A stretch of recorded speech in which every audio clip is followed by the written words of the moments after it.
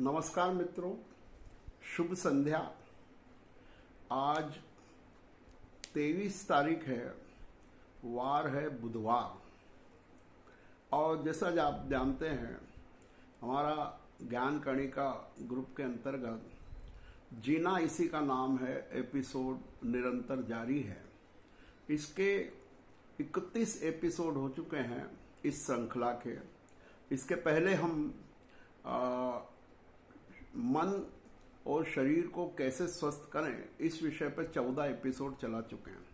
इस प्रकार से धीरे धीरे हम 50वें एपिसोड की ओर बढ़ रहे हैं और मुझे बड़ी खुशी है कि इसका जो रिस्पांस है, प्रतिसाद है, वो बहुत संतोषजनक है। धीरे धीरे लोगों में जागृति आ रही है और हमारे समाज के मित्र वर्ग के लोग इन वीडियोस को देख रहे हैं और अपनी प्रतिक्रियाएं दे रहे हैं। इसी श्रृंखला में आज 32वां एपिसोड लेकर मैं उपस्थित हूँ। जीना इसी का नाम है।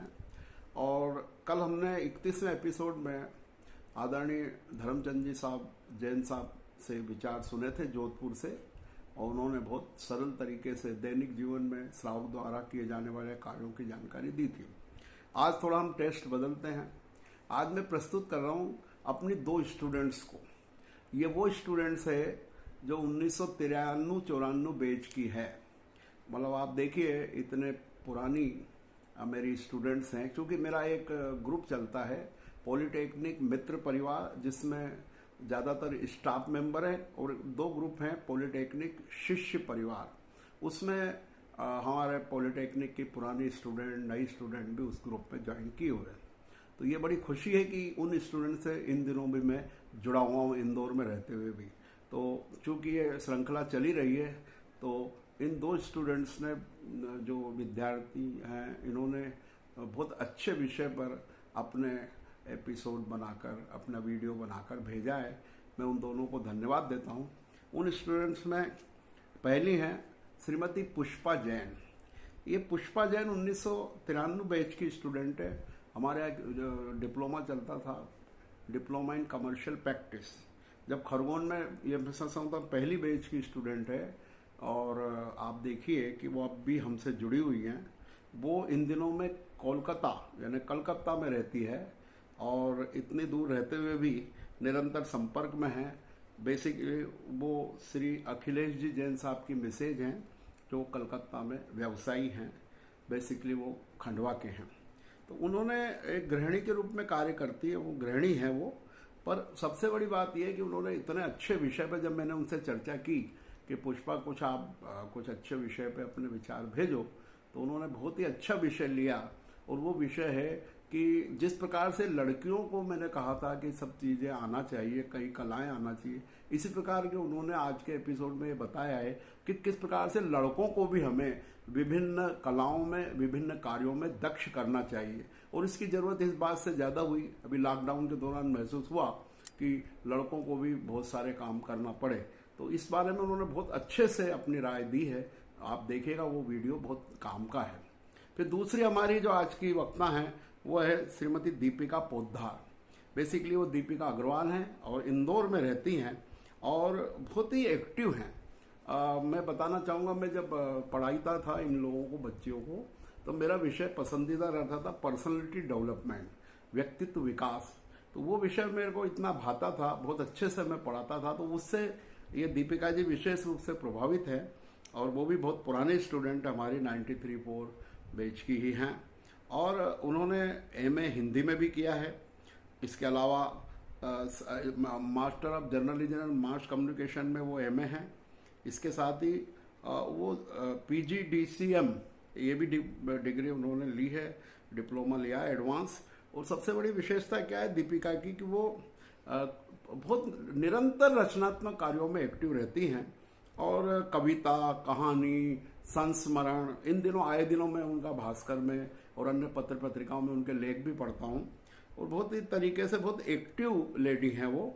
और इसके साथ ही वो पहले इंदौर पब्लिक स्कूल IPS में एसोसिएट रही, और वर्तमान में वो क्वालिटी एश्योरेंस का काम एक विदेशी कंपनी में देखती है। तो दीपिका जी ने जो विषय लिया है वो बिल्कुल उनके व्यक्तित्व से मेल खाता है। उन्होंने अपनी 2 बच्चियां हैं, उनके 2 गर्ल्स चाइल्ड हैं, उनको इतना अच्छा मतलब टैलेंटेड बनाया है। बहुत मेहनत करती है, उनके बारे में बहुत ध्यान रखती है। और उनकी दोनों बच्चियां चित्रकारी में, पेंटिंग में, डांसिंग में, ट्रैकिंग में, स्विमिंग में, बहुत चीज़ों में उन्होंने रिकॉर्ड कायम किए हैं।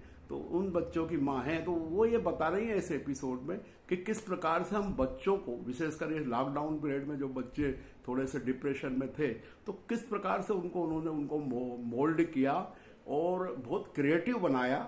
और आज मेरे को बड़ी खुशी है, उन दोनों बच्चियों को उन्होंने बहुत अच्छी लाइन दी है और कई जगह से वो सम्मानित हुई हैं, पुरस्कार मिले हैं, उनके वीडियोस आए हैं। तो उन्होंने ये इस एपिसोड में बताया है कि हमें अपने बच्चों को किस प्रकार से रचनात्मक कार्यों में लगाना चाहिए, उनको कैसे डेवलप करना चाहिए, कैसे उनकी ओरिजिनल थिंकिंग को डेवलप होने देना चाहिए, उनके मूल विचार जानना चाहिए। तो इस प्रकार से दोनों एपिसोड बहुत अच्छे हैं, दोनों वीडियो बहुत अच्छे हैं। आशा है आप इसको ध्यानपूर्वक सुनकर इसका लाभ उठाएंगे। तो लीजिए, प्रस्तुत है पुष्पा जैन कोलकाता और दीपिका पोद्दार इंदौर। धन्यवाद। नमस्कार, जय जिनेंद्र। पिछला 1 साल हम लोगों के लिए बहुत ही कठिन गुजरा है और इस समय भी हम उस दौर से निजात नहीं पा रहे हैं। आज भी हम मेंटली किसी चीज़ के लिए प्रिपेयर नहीं हो पा रहे हैं। ये 1 साल ऐसा गया जिसके बारे में हमें कभी कल्पना भी नहीं की थी और हम न इस मानसिक तौर पे इस स्थिति का सामना करने के लिए कभी तैयार थे। लेकिन इस एक दौर ने हमें ये तो सिखाया है कि हमें आत्मनिर्भर बनना कितना ज़रूरी है। यहाँ आत्मनिर्भर बनने से मेरा मतलब सिर्फ जॉब करने से नहीं है, घर का बैलेंस कैसे बनाए रखना, विशेषकर महिलाओं के लिए भी, कि कैसे हम मैनेज करें सब चीज़ों को, ये जानना बहुत ज़रूरी है। आज के दौर में हम अपने बच्चों को सब कुछ सिखाना कितना ज़रूरी हो गया, इस समय हमें समझ में आता है। आज लड़कियों को भी आपका ये ज़रूरी हो गया कि यदि उसे कार चलाना भी आए, स्कूटी चलाना भी आए, चाहे वो बैंकिंग व्यवस्था है, उनका नॉलेज होना भी ज़रूरी है। क्योंकि कई बार हमारे घर में कार वगैरह है लेकिन आपको चलाना नहीं आता है तो कोई काम की नहीं है वो चीज़। क्योंकि यदि किसी जेंट्स की कोई प्रॉब्लम है, वही कार चला रहा है, तो आप ब्लैंक हो जाओगे कि अब हम क्या करें। दूसरा है, आज के दौर में हम लड़कों से कोई काम करवाना नहीं चाहते। यदि वह खाना बनाना जाने, वह भी झाड़ू पोछा करना जाने तो कितना अच्छा होगा। कई बार बच्चे लोग इंटरेस्ट भी लेते हैं इस काम में, ये नहीं कि लड़के लोगों को इंटरेस्ट नहीं होता है। लेकिन वो यदि किचन में आते तो सबसे पहले तो हम माँ ही उनको मना कर देती कि तू किचन से बाहर हो जा, क्योंकि तू आएगा किचन में गंदगी कर देगा, बहुत सारा काम बढ़ा देगा। मत मना करिए उन्हें, क्योंकि कई बार हम देखते हैं कि बच्चे सीखना चाहते हैं लेकिन हमारे डर से वो किचन तक पहुँचते ही नहीं है। तो हम लड़कियों को सिखाते हैं तो लड़कों को क्यों नहीं सिखाना ये सब चीज़। आप उन्हें कुकिंग सिखाइए, उन्हें घर का जरूरी जो काम है, एटलीस्ट अपने कपड़े वो खुद धो सके, ये स्थिति तो बनाइए उनकी। आज पिछला 1 वर्ष को आप रिवाइव करेंगे तो आप देखेंगे कि कई बच्चे बाहर हॉस्टल में हैं, कोई जॉब में है तो वो बाहर रह रहे हैं। अब चूंकि जॉब के दौरान उनका खाना पीना, बाहर से आना सारा बंद हो जाता है, तो उस स्थिति में आप बताइए वो बच्चे क्या करेंगे जो बिल्कुल चाय तक बनाना नहीं जानते हैं। अब क्या वह भूखे रहें? यदि आप उन्हें थोड़ा थोड़ा शुरू से सिखाएंगे तो स्वाभाविक है कि वह सीख जाएंगे। चाहे इसमें लड़के हो या लड़कियां, दोनों का कोई प्रॉब्लम नहीं है, आप सिखाइए।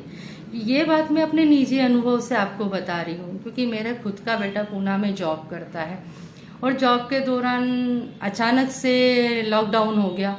अब चूंकि खाना बनाना ना आए तो क्या करें, लॉकडाउन में ना उन्हें खाना मिल रहा है ना कुछ नहीं। पर चूंकि मेरा बेटा पूरा खाना बनाना जानता था, इसलिए उसे ये प्रॉब्लम कभी हुई ही नहीं कि कैसे होगा और क्या होगा।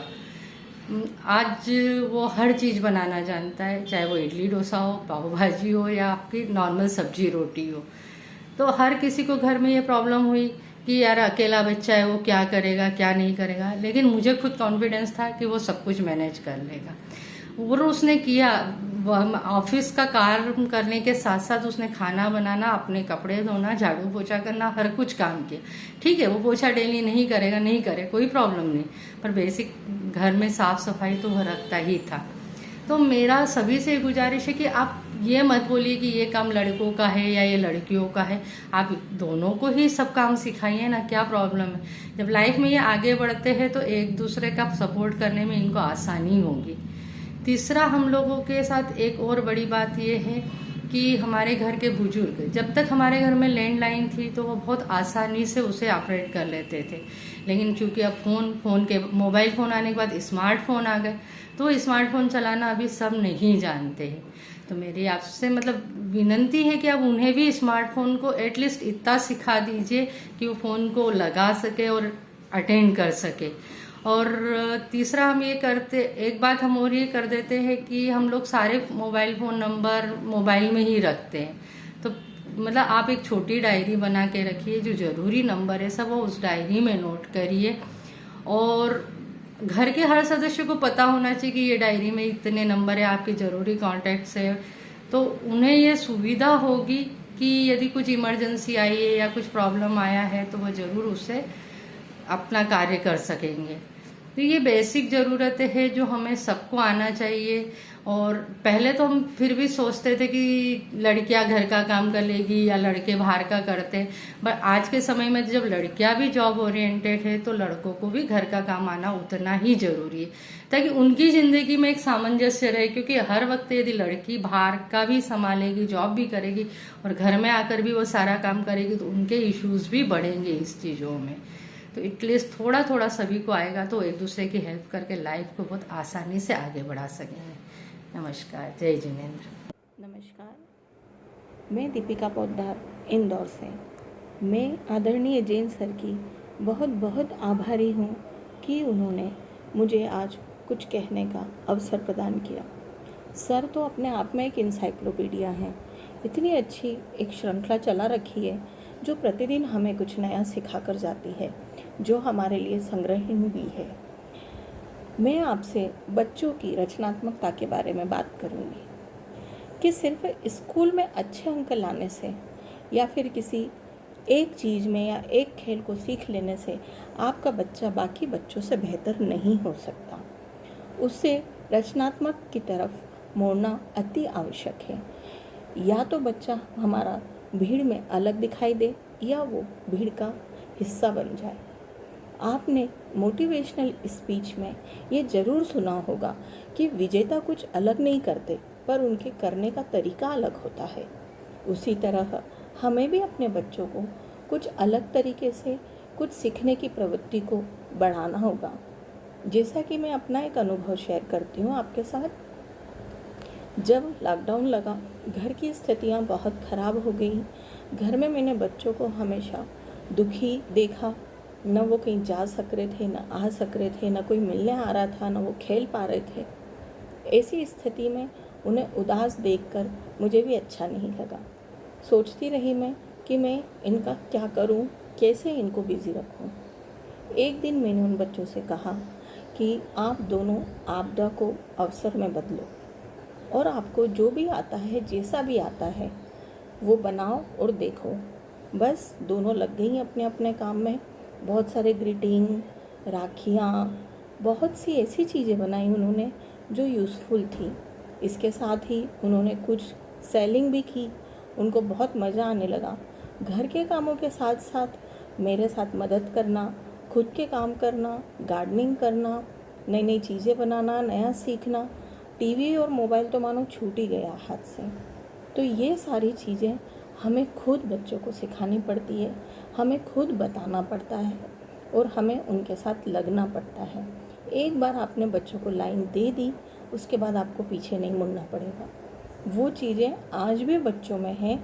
आज भी बच्चे कुछ नया करने की, कुछ सीखने की कोशिश करते हैं। मैं प्रतिदिन देखती हूँ कि हम नया कुछ अगर करना चाहें तो सबसे अच्छा माध्यम है हमारा न्यूज़पेपर। आप न्यूज़पेपर खुद भी पढ़िए और बच्चों को भी पढ़ाइए। आजकल न्यूज़पेपर में बच्चों के लिए मैंने देखा है कि एक पृष्ठ या आधा पृष्ठ तो आता ही है, जिसमें पजल्स, अंतर बताइए।